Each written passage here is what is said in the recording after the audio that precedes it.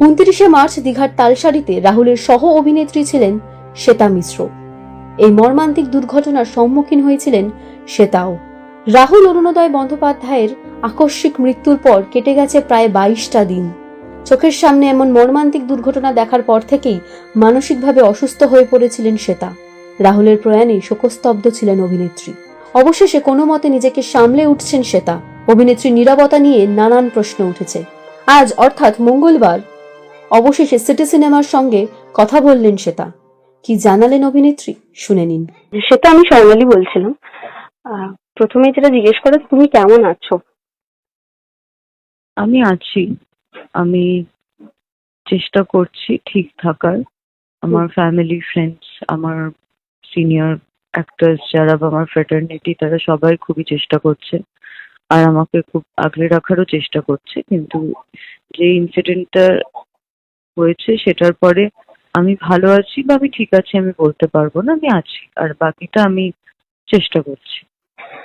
সেটা ঘটনাটা মানে দুর্ঘটনাটা ঘটার পর থেকেই আমরা প্রত্যেকেই তোমার সঙ্গে যোগাযোগ করার চেষ্টা করেছিলাম, কিন্তু সেটা হয়ে ওঠেনি। তুমি তোমার শারীরিকভাবে বা মানসিকভাবে সেখান থেকে চোখের সামনে একটা ঘটনা থেকে ওভারকাম করাটা তোমার পক্ষে কতটা ডিফিকাল্ট হচ্ছে?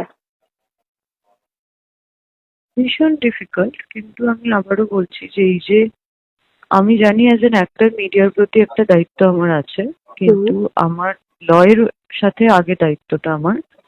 তো সেখানে দাঁড়িয়ে আমি আগে আমার স্টেটমেন্ট তো নিশ্চয়ই আমি পাবলিককে বা মিডিয়াকে আগে বলবো না, আগে তো যেখানে ল এনফোর্সমেন্টকে আগে আমাকে জানাতে হবে। সেখানেও সেটার অপেক্ষায় আমি আছি, সেটা যেদিন হবে। তারপর আর এই যে বললে কমিউনিকেশন, আমি এখনো বোধহয় গলা শুনে বুঝতে পারবো কমিউনিকেশনের অবস্থায় নেই। মানে আমার যা অবস্থা তাতে মানে it will take me a lot of time যে আমি মিডিয়ার সঙ্গে কথা বলবো বা কিছু জানাবো। গ্রিফ বা দুঃখ তো ওরকম কেউ এক্সপায়ারি ডেট যদি লিখে দিতে পারে ভালো হয়, কিন্তু আমার জানা নেই যে কতদিন লাগে। আমি সত্যি জানি না এরকম কিছু থেকে বেরোতে। বুঝতে পারছি। তো আরো একটা কথা যেটা বলার, যে তুমি জানো তো এফআইআর হয়েছে এবং সেখানেই তুমি বলতে চাইছো যে তুমি আইনি ভাবেই সমস্ত পদক্ষেপে এগোবে।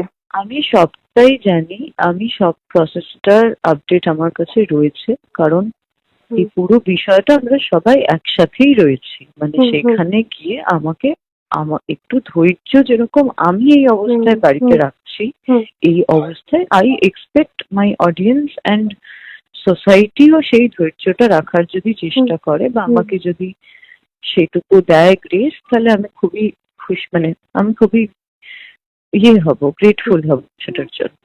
একদম। এবং সেটা আমরা জানি যে তুমি যেটা তোমার প্রোফাইল থেকে পোস্ট হচ্ছে সেটা অরিজিনাল নয়, এবং তুমি নিশ্চয়ই চোখে পড়েছো। আমার কোনো প্রোফাইল নেই, আমার শুধু ইনস্টাগ্রামে প্রোফাইল আছে। সেখানে এখনো অব্দি আমি কোনো পোস্ট করিনি। আজকে একটা স্টোরি দিতে বাধ্য হয়েছি যে ফেসবুকের প্রোফাইলটা আমার নিজস্ব প্রোফাইল নয়। ব্যাস।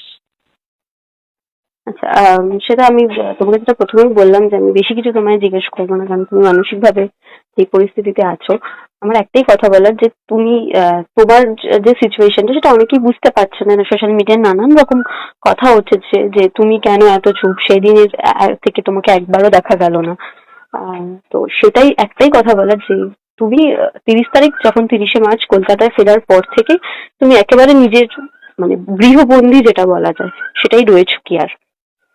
এবং সেটাই ছিলাম লাস্ট 3-4 দিন হলো। আমার সবাই, আমার ফ্যামিলি, আবারও বলছি, আমার ফ্যামিলি, ফ্রেন্ডস, ফ্র্যাটার্নিটির যারা বড়রা আছে, অভিভাবকরা যারা আছে, তারা সবাই আমাকে ধীরে ধীরে এটা বোঝানোর চেষ্টা করেছে যে আমি তো ঘরে বন্ধ হয়ে থাকতে পারি না। সবাই কাজে যাচ্ছে, তো সবাই বাইরে যাচ্ছে, সেখান থেকে আমি আমার পাড়ার মুখ অব্দি হেঁটে যাওয়াটা যদি না শুরু করি তাহলে সেটা আমিও বোঝার চেষ্টা করছি। তো গত 2 দিন হলো আমি একটু রাস্তাঘাটে বেরোনোর চেষ্টা করছি, সেটা যে মানে জাস্ট টু মেক থিংস, মানে আমাকে তো বাঁচতে হবে, আমি সেটা চেষ্টা করছি। একদম। সেটা তোমার সঙ্গে কি প্রযোজনা সংস্থার কথা হয়েছে? আমার কিছু মনে নেই, বা আমার কারোর সাথে আমি বোধহয় কোনো ফোনই সেভাবে আমি জানি না আমি কখন ফোন উঠিয়েছি বা কোনো কথা বলেছি। আমার মনে হয় না। কেন বলো? হ্যাঁ, সেটাই জিজ্ঞেস করা, যে তোমার সঙ্গে তোমার খোঁজ খবর তারা নিয়েছে। কার কার কথা বলছো? প্রযোজনা সংস্থা। প্রযোজনা সংস্থা হ্যাঁ, না, সেরকম একদম ইনিশিয়ালি এটা নিয়ে আমি কোনো কমেন্টে যে আবার এই প্রশ্নগুলো করার কোনো আমি উত্তর দিতে পারবো না এখন। ঠিক আছে। আমি বাড়িতে ফেরার পর থেকে আমার যা কল নিয়েছে সেগুলো হুম। সব আমার মা তুলেছে, আমি তাদের সঙ্গে কোনো পার্সোনালি কোনো কথা বলি। বেশ, ঠিক আছে সেটা।